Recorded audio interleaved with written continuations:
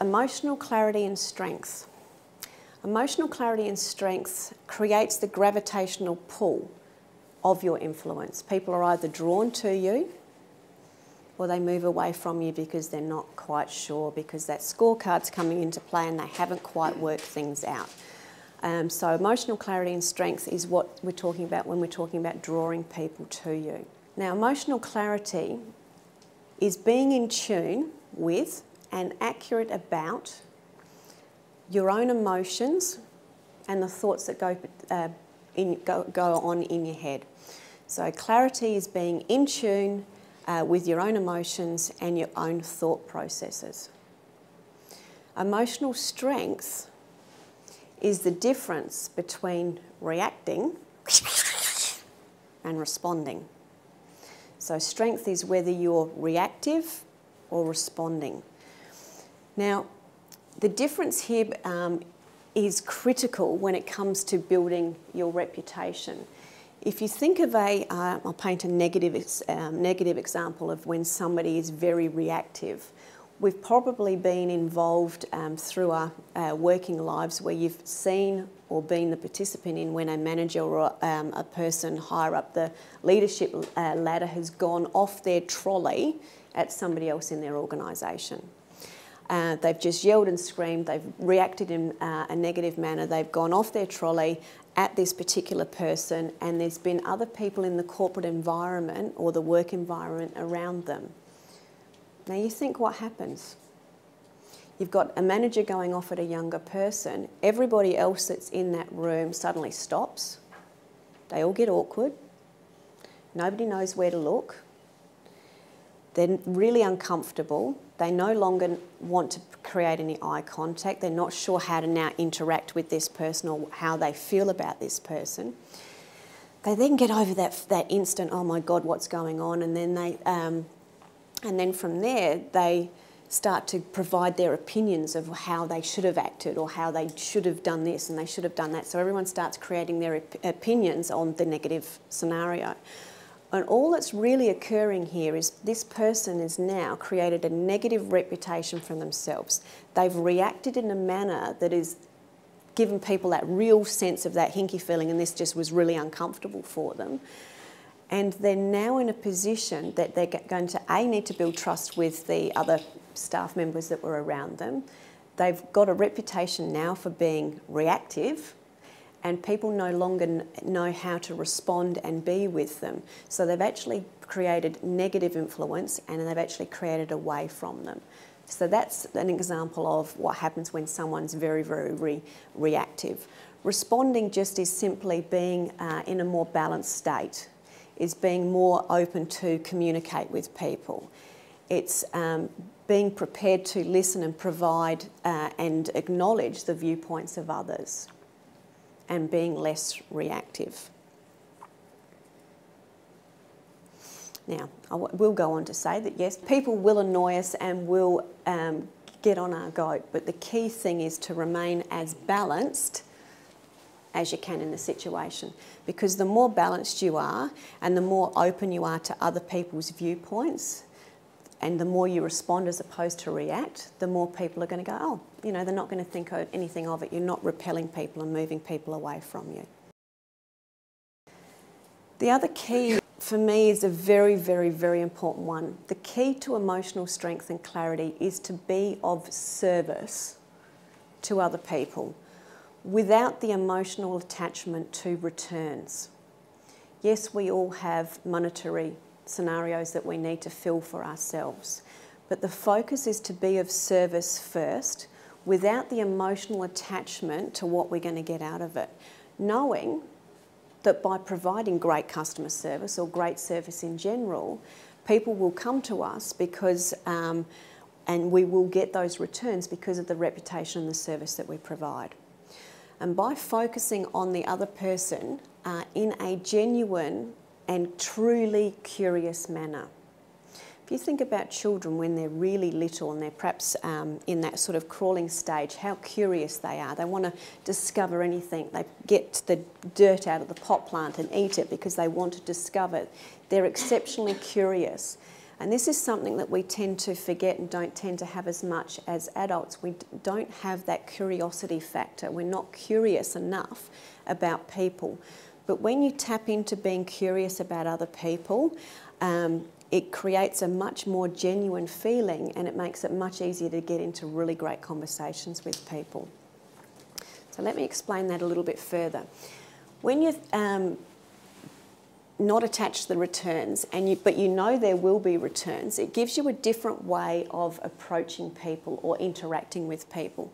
So instead of asking, oh, are they going to be a good customer for me? And thinking in your head, what am I going to say next that's going to get them over the line? If you consider and ask, what is this person really like? So you're being curious. You're asking a curious-based question. What is this person really like?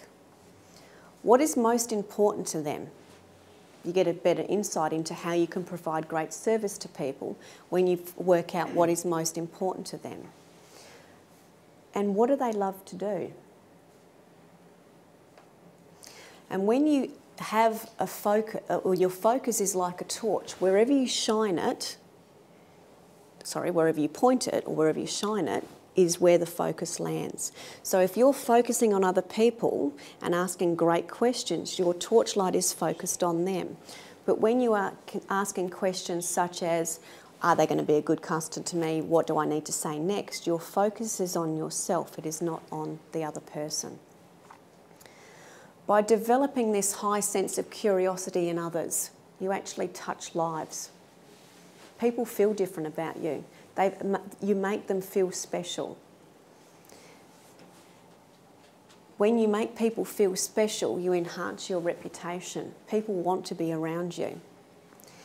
And the really interesting thing about this is when you actually do this and you actually touch lives and you're genuinely curious in people, you actually create a ripple effect. And you actually help people do the same thing. And as a result, you get into a far deeper conversations, and those conversations can lead to far greater opportunities because you're discovering what really makes people tick and then being able to marry them up appropriately or get them to assist you or whatever the case may be. You're just being of great service. One of my greatest learnings from Billionaire Boot Camp when we studied Warren Buffett, who's an international investor. A person who cannot manage their emotions cannot manage their finances. Great lesson for me. Been a really good lesson. I'm glad to say I believe I've learnt that one, which is good. Always room for improvement. Now, if we consider this example and we look at the law of 250, where we talked about that we all know 250 people. If you consider an example where I go out from a sales call perspective and I go and talk to 50 people in a week.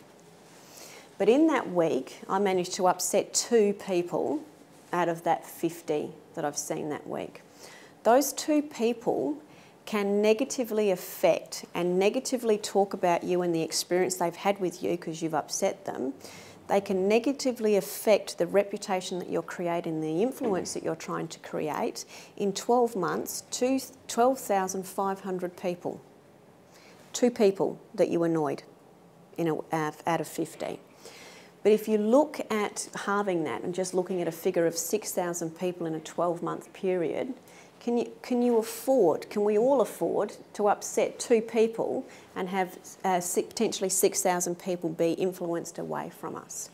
That's how important emotional clarity and strength is, and responding as opposed to reacting, and of providing great service and combining the attributes of collective influence.